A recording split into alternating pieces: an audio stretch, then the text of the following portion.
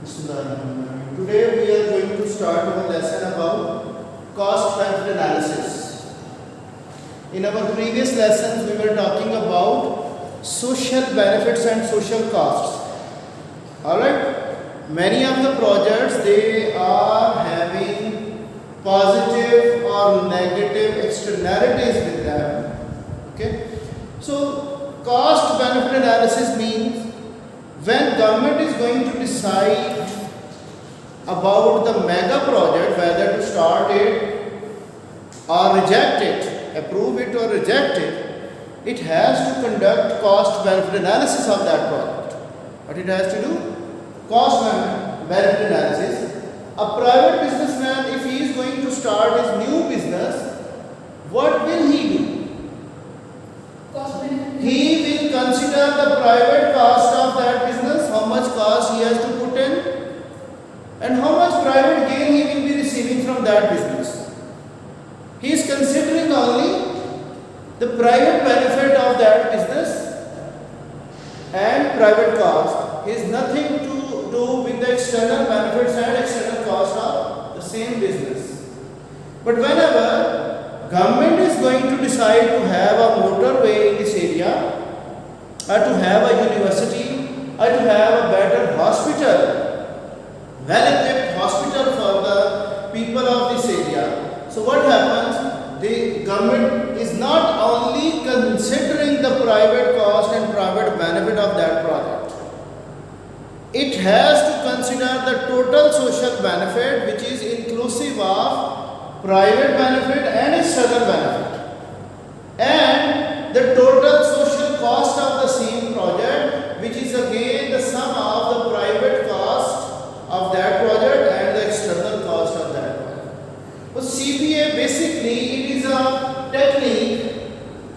It is a technique adopted by the government. Adopted by the government to approve or reject a mega project which involves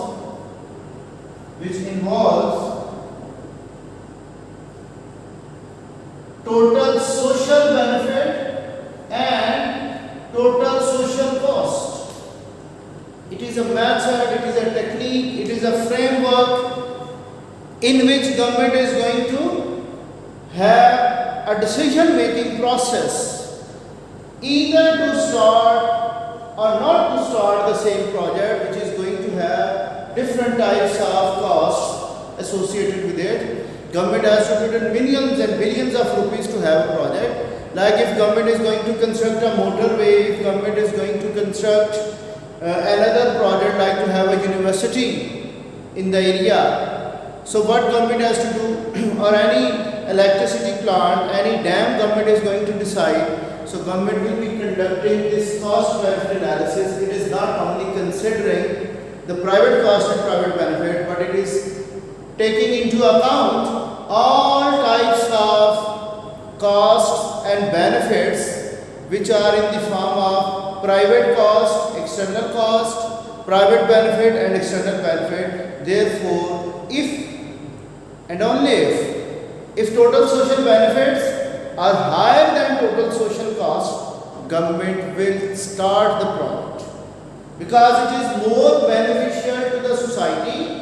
It is going to increase the welfare of the society. Then government will decide the project and it will start it, it will approve it. And on the other side, if total social cost of the project is higher than the total social benefits, so definitely government will reject the project, because any project is also having the opportunity cost. Like if government is going to decide about the metro bus or orange train, so it is involving what? Opportunity cost. Okay, if it is not beneficial to the society by that much amount as government was thinking about, then government will reject the project and it has to start another one which is more beneficial and it has lower opportunity cost to solve. Okay, there are two views about the CBA. What are those views? One is called broad view. Broad view. Another is called long view of any project. Now, broad view is actually including the total social benefit and total social cost. What it is including? How many number of people in the society will be benefited after this project? Like if we are having a motorway, how many people of the society they will be benefited? Either the total social benefit is higher than the total social cost or not. The number of people in the area who will be getting the benefit out of this project, that is called the broad view. Okay, suppose we are having a mega hospital in the area, so it is not only for this area, it is having benefits for the surrounding people areas. Surrounding area people will also be benefited from that. Long view means what? How long? It involves the time. How long this project will be beneficial to the society. Like if we are having a hospital, do you think it is only for 5 years or 10 years? How long this project will be benefiting the society or a country? Like if we are going to have a dam to produce electricity and to preserve water, whatever the excess water we are having, how to preserve it? So government is constructing different types of dams. So it is not only producing, it is not only the source of generating electricity, rather it is also a source of preserving the excess water which can be used for irrigation and for agricultural sector. So how long this dam will be benefiting the country? Maybe 50 years, 100 years, more than 100 years. So government is considering both views, broad views and long view of the project. So in order to be a successful project, it should have both broad and long views in the mind of the planners, that how many number of people they will be benefited, what will be its social benefits and social costs, and how long this project will be benefiting. Clear? Now come towards what are the steps of CBA. There are 4 steps which are involving the cost benefit analysis of the mega project. What are those 4 steps? Steps of CBA.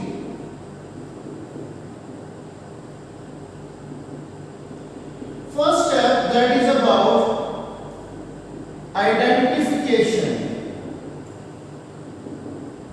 of all types of relevant benefits and costs. Clear? Identification, I will explain them. Second step is assign them the monetary values. Assign them, whatever that you have made a list of the benefits and costs. Now in the second step, you are asked, or the government planners, they will be assigning the monetary value to these benefits and costs. Assign them the monetary values.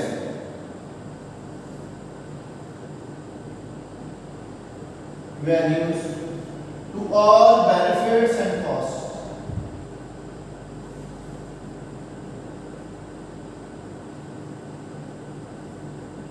Third step will be forecasting of the project, that in future how much benefits can arise.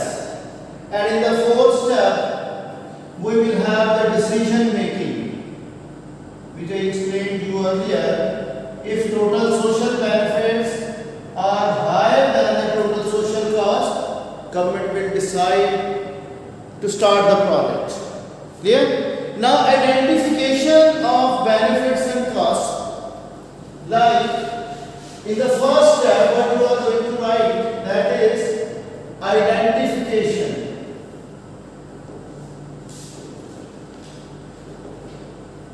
Identification of benefits and costs.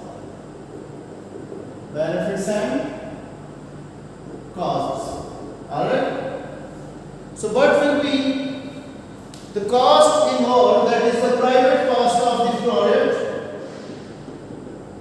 Like government is going to decide about the dam. So how much cost it has to incur for many years to construct a dam? That is in terms of money. And government is also considering how to finance this cost. Either they have to finance out of the taxes of the people or to borrow from other countries on interest. So private cost is involving the money put into the project by the government, and it is also having the external cost, like government is starting a project, a motorway or any dam. So some of the projects, some of the firms around that project will be losing their profit share during the construction of this dam. Some of the output that will be lost in order to produce it. So external costs, they are also present in any of the project. Some of the agricultural output will be forgiven in order to have this dam. Clear or not? And at the same time, the external cost can also be present after the construction of this dam. If it is overflowing, it can have damage to the properties of the people. Clear? So on the third side, we are going to have the private benefit. Private benefit which goes to the government in order to have this dam or any project which is going to have the generation of electricity which will be sold to the people, and government will be able to earn more revenue. Clear? So how long government will be able to collect that revenue? Many years. Okay? So what are the external benefits of this project? What are the external benefits which go to the society without any payment? They are also present. Clear? So government in the first step, it is making a list of all these costs and benefits. Clear? In the second step, what is happening? Second step, assign the monetary values.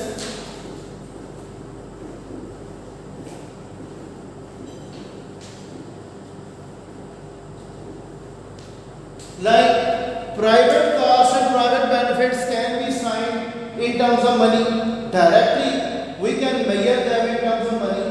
But external benefits and external costs, they are not having direct values. Isn't it? They are not having the direct values. So for these external costs and external benefits, government will be using the shadow prices. Or we say imputed prices. What do we mean by shadow prices? Previously we were talking about if there is going to be pollution, can we measure it in terms of money? But by using a shadow price, how much cost is incurred in order to clean the environment, that is the value of external cost of pollution. So how much external cost is there, we can measure it by using the shadow prices. So there is uncertainty. This is the drawback of using shadow prices. There can be uncertainties that we are either overestimating or underestimating these benefits and costs which are external in nature.